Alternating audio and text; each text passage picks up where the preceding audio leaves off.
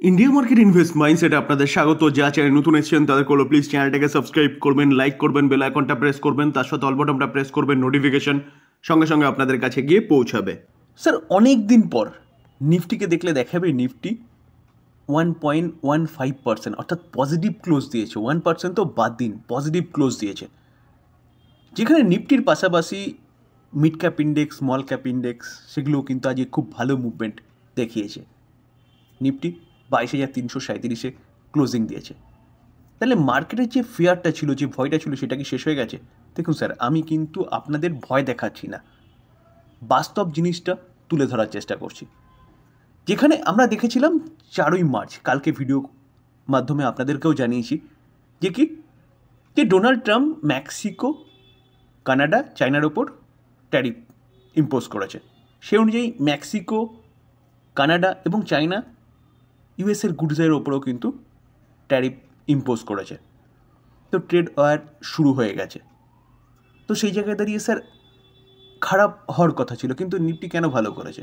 আমাদের মার্কেট অনেকটা পড়েছে, তো বলতে পারেন কোথাও যেন এসে তলানিতে ঠেকেছে, এর নিচে আর যাওয়ার মতন জায়গা নেই।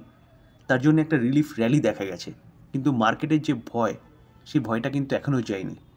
অবভিয়াসলি ভারত সরকার ভালো করছে, পজিটিভ নিউজ আসছে একের পর এক, কিন্তু মার্কেটকে ভীত করে রেখেছিল ট্রাম্প ট্রেড ওয়ার। তো সেই ট্রেড ওয়ার কিন্তু এখনও যায়নি, কারণ 15ই মার্চ একটা ইম্পর্টেন্ট দিন, এবং তার পাশাপাশি বলতে পারেন যে 2রা এপ্রিল আরেকটা ইম্পর্টেন্ট দিন। স্যার ডোনাল্ড ট্রাম্প তাদের কংগ্রেসে গিয়ে ভাষণ দিচ্ছিলেন, তো সেখানে তিনি জানিয়েছেন কি now it is our turn, অর্থাৎ এটা হচ্ছে তাদের সময়। ট্রাম্প অ্যানাউন্স রেসিপ্রোকাল ট্যারিফ 2রা এপ্রিল থেকে চালু হতে চলেছে। Call out India China unfair system, অর্থাৎ তাদের গুডসের ওপর যে বেশি পরিমাণে ট্যাক্স নেওয়া হয় সেটাকে আনফেয়ার সিস্টেম বলছে, এবং তার জন্যে কিন্তু তারাও রেসিপ্রোকাল ট্যারিফ চালু করতে চলেছে 2রা এপ্রিল থেকে। এটা তিনি কিন্তু বারবার বলছেন, তাদের কংগ্রেসেও কিন্তু তিনি বলেছেন। দেখলে দেখা যাবে Trump took a victory lap in an address to Congress on Tuesday. এই যে আনফেয়ার সিস্টেম শুধু ইন্ডিয়ার ওপরে ইম্পোজ করবে, শুধু ইন্ডিয়ার ওপরে নয়, কিন্তু বলছে ইউরোপীয় ইউনিয়ন, চায়না এবং আদার্স কান্ট্রির ওপরও কিন্তু, যেখানে ব্রাজিলও রয়েছে, এইসব দেশগুলোর ওপর কিন্তু ট্যারিফ ইম্পোজ করতে পারে আমেরিকা। যে ডেডলাইন কত? 2রা এপ্রিল। তো ভারত সরকার তাদের ট্যারিফ কমানোর উপরও কিন্তু কাজ করছে। তো এখন দেখা যাক, যেটা আমি ফার্স্টে বললাম যে 15ই মার্চ ভারত সরকার কিন্তু তাদের মিনিস্ট্রি অফ ফাইন্যান্স এবং মিনিস্ট্রি অফ কমার্সে তাদের যে আলোচনা চলছে ট্যারিফ নিয়ে, সেটা প্রেজেন্ট করবে। তো আমরা জানতে পারবো সেই সময় যে ভারত সরকার কী করতে চলেছে, কতটা ট্যারিফ কমাতে চলেছে ইউএসের গুডসের ওপর। তো এখন দেখার বিষয় যে কী হয়, যেখানে কিন্তু ইউরোপীয় ইউনিয়ন মানে টোটাল ইউরোপের সব কটা কান্ট্রি, চায়না এবং ইন্ডিয়া যদি ইম্পোজ করে, এখন দেখার বিষয় কোন কোন গুডসের ওপর করবে। তো ইম্পোজ করলে কিন্তু ইউএসকেও তার ফল ভোগ করতে হবে ইনফ্লেশন স্বরূপ। তো এখনও আনসার্টেনিটি কিন্তু মার্কেটে রয়েছে ইকোনমিকে নিয়ে, যেখানে যদি ইউএসের ইনফ্লেশন বাড়ে তাহলে কিন্তু ইউএসের মার্কেট পড়বে, এবং ইউএসের মার্কেট পড়া মানে কিন্তু ওয়ার্ল্ডের মার্কেটও পড়বে, আমাদের ইন্ডিয়ান মার্কেটও পড়বে। তো সেই জায়গায় দাঁড়িয়ে এখন দেখার বিষয় যে কী হয়। তো এর জন্যই বললাম যে আজকে এতটা ভালো মুভমেন্ট করেছে বলে মার্কেট ঠিক হয়ে গেছে, মার্কেট এখান থেকে আবার 26,000 চলে যাবে, এরকম ভাবার কোনো কারণ নেই। তবে স্যার ভয় দেখাচ্ছি না, বাস্তব জিনিসটা আপনাদের সামনে তুলে ধরার চেষ্টা করলাম। এবার চিন্তাভাবনা আপনি কী করবেন।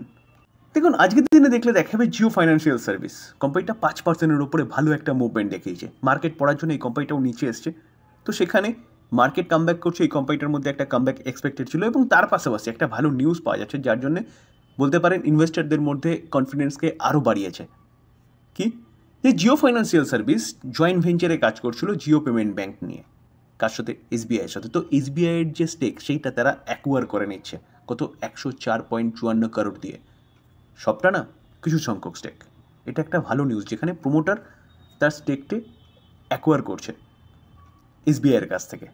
অবভিয়াসলি জিও ফাইন্যান্সের জন্য একটা ভালো নিউজ, যার জন্যে মার্কেটে বলতে পারেন যে ইনভেস্টরদের মধ্যে একটা কনফিডেন্স বিল্ড আপ হয়েছে, এবং এই কোম্পানিটা ভালো মুভমেন্ট আজকের দিনে দেখিয়েছে। কতটা স্টেক অ্যাকোয়ার করতে চলেছে? 7.9 crore শেয়ার। তো এতটা শেয়ার তারা কিন্তু অ্যাকুইজিশন করতে চলেছে। তো কোম্পানি পড়েছে, সেই পড়ার ফায়দা নিয়ে কিন্তু কোম্পানি তার নিজের স্টেক কিনে নিচ্ছে। তো স্বাভাবিকভাবেই কনফিডেন্স তো বাড়বেই ইনভেস্টারদের মধ্যে।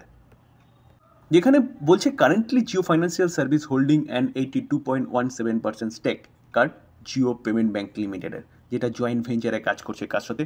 জিও ফাইন্যান্সিয়াল সার্ভিস এবং এসবিআই। দেখুন বিএসসিকে দেখলে দেখাবে এই মার্কেটে, অর্থাৎ এত ভালো মার্কেটে বিএসসি আজকের দিনেও 7% মতন ডাউন সাইড মুভমেন্ট দেখিয়েছিল। 7% না, কোনো এক সময় 9% মতন ছিল এবং ক্লোজিং হতে হতে কোম্পানিটা 3.5% মতন ডাউনে ছিল বা আছে বলতে পারেন। তো কেন?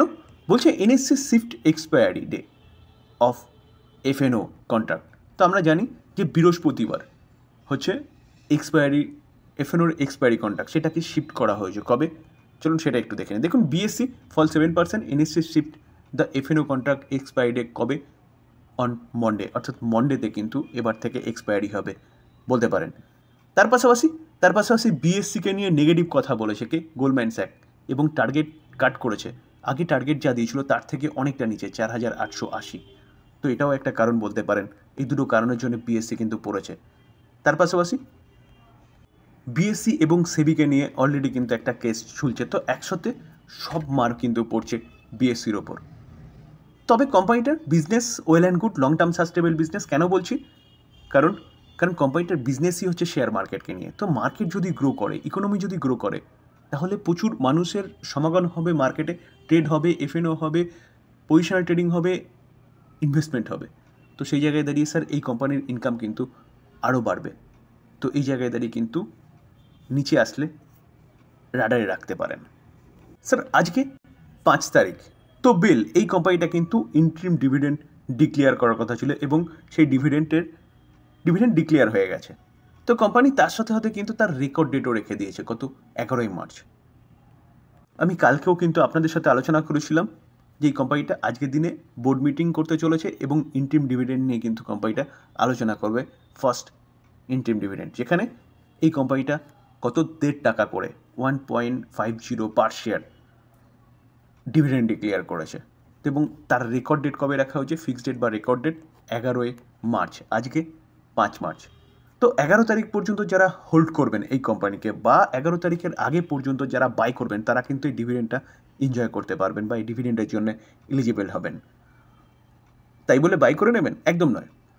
দেখুন কোনো কোম্পানি ডিভিডেন্ড দিচ্ছে, স্প্লিট দিচ্ছে, বোনাস দিচ্ছে বলে বাই করাটা, এই ডিসিশনটা কিন্তু ভুল ডিসিশন হবে।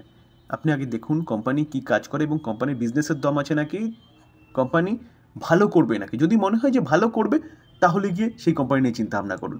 তারপরে যদি সেই কোম্পানি ডিভিডেন্ড বা বোনাস দেয়, তো ব্যাস সাইড ডিশেস, খুব ভালোই ব্যাপার। তো তখন গিয়ে এনজয় করুন ডিভিডেন্ডকে বা বোনাসকে বা স্প্লিটকে। তাই বলে এই নয় যে কোনো কোম্পানি ভালো ডিভিডেন্ড দিচ্ছে বলে গিয়ে চোখ বন্ধ করে বাই করব। ওলা ইলেকট্রিক, অনেক দিন পর বলতে পারেন ওলা ইলেকট্রিককে নিয়ে কিন্তু একটা ভালো পজিটিভ নিউজ পাওয়া যাচ্ছে। কোম্পানিটা জবের থেকে মার্কেটে এসছে, মার্কেটে আসার পর থেকে কিন্তু ভালো লিস্টিং রেট দিয়েছে। সেখান থেকে কোম্পানি কন্টিনিউয়াসলি নিচে আসছে, কারণ কোম্পানি কন্টিনিউয়াসলি তার মার্কেট শেয়ার হারাচ্ছে। কারণ দিগ্গজ কম্পিটিটার বাজাজ অটো বলুন বা টিভিএস অটো বলুন, তারাও কিন্তু ইলেকট্রিক ভেহিকেলস বা ইলেকট্রিক টু হুইলার নিয়ে মার্কেটে এসছে এবং সেই অনুযায়ী কিন্তু ভালো কাজ করছে। ওলা ইলেকট্রিক এই কারণেই তার মার্কেট শেয়ার হারাচ্ছে। তো ভালো নিউজটা কি? অনেকদিন পর যে নিউজটা পাওয়া যাচ্ছে সেটা হচ্ছে কোম্পানি রিসিভ করেছে 73.7 crore incentive under PLI auto scheme, become the first two wheeler automaker in India to qualify. Sir disclaimer দিয়ে রাখি, কোনো বাই রেকমেন্ডেশন নয়। কোম্পানিগুলোর সম্বন্ধে নিউজ পাওয়া যাচ্ছে, সেগুলো আপনাদের সামনে তুলে ধরার চেষ্টা করছি, টোটালটাই লার্নিং পারপাস। বাই করবেন, নিজে ফার্দার অ্যানালাইসিস করবেন, তারপরে বাই করবেন, বা আপনি আপনার ফাইন্যান্সিয়াল অ্যাডভাইজারের সাথে কথা বলে নিয়ে তারপর বাই করবেন। থ্যাংক ইউ, ভালো থাকবেন।